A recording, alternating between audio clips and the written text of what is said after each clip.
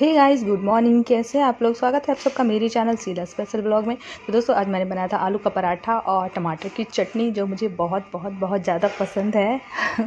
और ये देखिए, मेरी मशीन ना कब से, शायद 1 साल से पड़ी हुई थी ऊपर खड्डे में पड़ी हुई थी। तो मैंने अभी ये थे तो मैंने कहा कि थोड़ा सा निकाल दो, इतने सारे कपड़े फटे वटे हैं, सिलाई विलाई खुल गया है तो थोड़ा सिल लेती हूँ, क्योंकि फिर ये चले जाएंगे, फिर मुश्किल हो जाता है, फिर बच्चों को संभालना ये सब करना, इसलिए तो इन्होंने निकाल के दिया था। तो मैं सिल रही थी, कुछ कुछ बाकी था सिलने के लिए। बहुत सारा चीज़ है जो सिलना था, लेकिन मैं जो डेली यूज़ करती हूँ सिर्फ उसी को सिल रही थी, क्योंकि डेली यूज़ करते हैं तो होता है ना कि मतलब सिलाई खुल जाता है, फट वगैरह जाता है, तो फिर उसको दूसरे को देना पड़ता है सिलवाने के लिए। जब खुद घर में टेलर है और दूसरे को दो तो कितना खर्चा भी है। लेकिन मैं तो खैर दूसरे को ही दे रही थी इतने समय से, क्योंकि खुद को टाइम नहीं मिल पा रहा था, इसलिए। और ये आए हुए थे छुट्टी, अभी तो खैर इनकी छुट्टी ख़त्म हो जाएगी। ख़त्म क्या, 1-2 दिन ही बस है। तो मैंने सोचा कि चलो है अभी थोड़ा सा टाइम, तो थोड़ा सा सिल लिया जाए। और ये सूट था जो मैंने रेडीमेड ही ख़रीदा था। अभी तो मैं रेडीमेड ही सारी चीज़ें ख़रीदती हूँ, क्योंकि अब खुद के लिए सिलने का तो टाइम ही नहीं मिलता। पहले तो बिल्कुल भी मैं नहीं लेती थी, मैं हमेशा सूट लेके सिल के फिर पहनती थी, सूट या ब्लाउज़ बोलो कुछ भी। लेकिन जब से बाबू है ना, तब से फिर मुझे ऐसा करना पड़ता है, तो फिर क्या करें, मजबूरी है। आप बच्चा छोटा है तो अभी कर नहीं सकते। और मेरे कस्टमर तो कब से मुझे बोल रहा है कि दीदी आप कब सिलाई स्टार्ट करोगे, कब सिलाई स्टार्ट करो, लेकिन उनको क्या बोलूँ अभी, क्योंकि बच्चा छोटा है ना, तो अभी तो कर नहीं सकता और उनको समझा भी नहीं सकती कि बोलती हूँ जितना होता है। फिर वो बोलते कि ठीक है, 6 महीने बाद फिर पूछेंगे, फिर 1 साल बाद फिर से पूछेंगे। मैं बोली जब तक कि स्कूल जाने नहीं लगेगा ना, मैं स्टार्ट नहीं करने वाली, क्योंकि ज़रा भी मतलब थोड़ा सा भी टाइम नहीं मिलता खुद के लिए। अगर ये सब स्टार्ट कर दूँगी तो फिर गया, फिर सब कुछ काम, मेरा यूट्यूब भी चले जाएगा इसी में। तो दोस्तों, बने रहिए मेरे ब्लॉग में।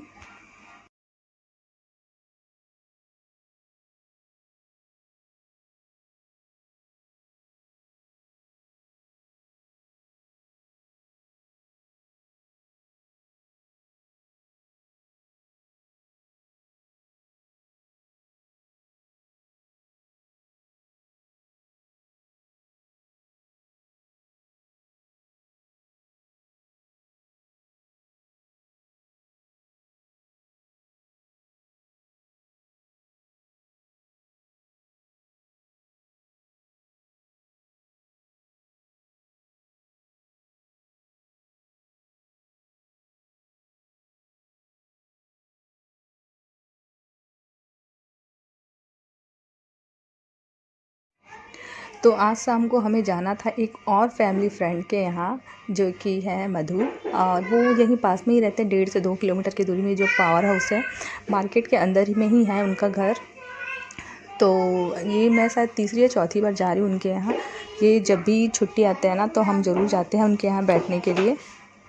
मतलब बैठने के लिए जाने वाले हम लोग 4 बजे, लेकिन हमको थोड़ा लेट हो गया, 5 बज गए। तो जब हम गए तो मधु ने कहा कि अभी इतना लेट से आया है तो फिर खाना खा कर ही जाना। हमने बहुत मना किया, लेकिन उसने कहा कि नहीं, फिर मुझे ये डांटेंगे करके, मतलब भैया, वो भैया तो नहीं आया है छुट्टी, तो वो बोले कि कोई बात नहीं, वो नहीं है तो क्या हुआ, मैं तो हूँ।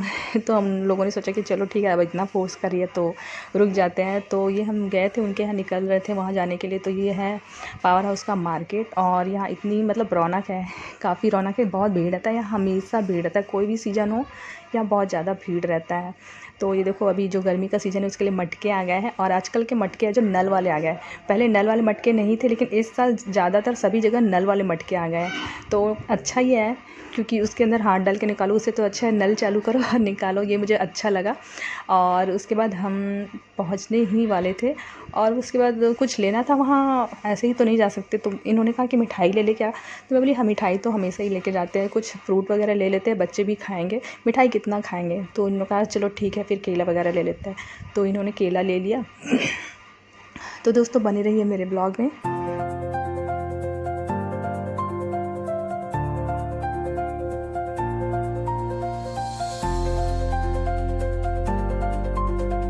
दांत पे चिपक गया उसके। चलो बाबू, क्या पहना? अच्छा, पिलाओ ना बोल रहा।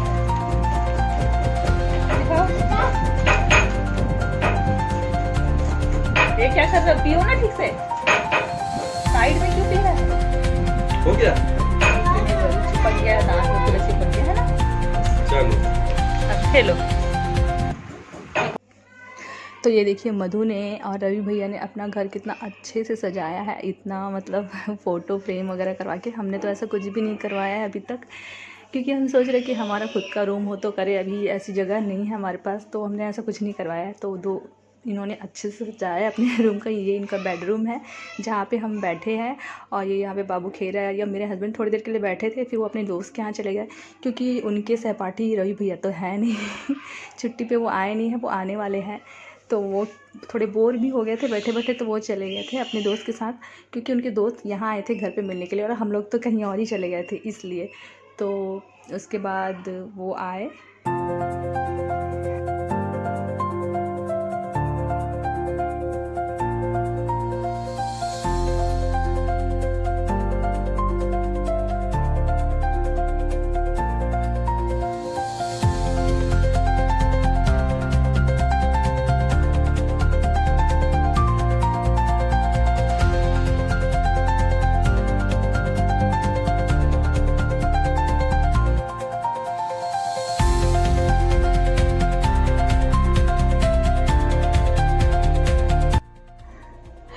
तो ये देखो मेरे हस्बैंड को मैंने दिया था कि थोड़ा सा हमारा वीडियो बना दो, तो उन्होंने ऐसा वीडियो बनाया कि हम दोनों ही नज़र नहीं आए, ना मधु नज़र आई ना मैं नज़र आई उनको कुछ भी आता नहीं है, बस मेरा बाबू नज़र आ रहा है इसमें।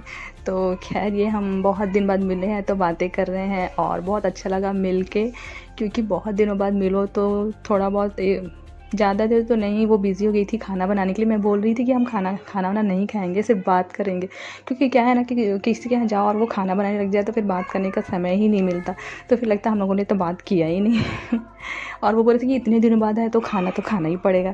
तो क्या करें, फिर वो चली गई थी खाना बनाने के लिए, और हम लोग उसके रूम में जाके बैठे हुए थे।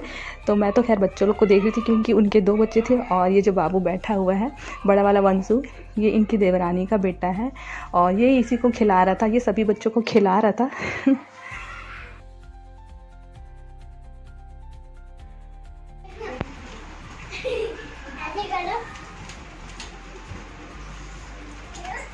नहीं ऐसा नहीं करो बाबू, गिर जाओगे।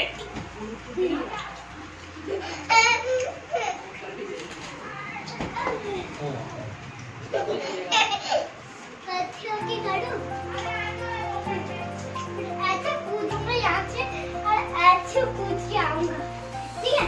गलती होने वाला हूँ, मैं हो रहा हूँ। हटो हटो हटो, मारती हूँ, मारते हटो।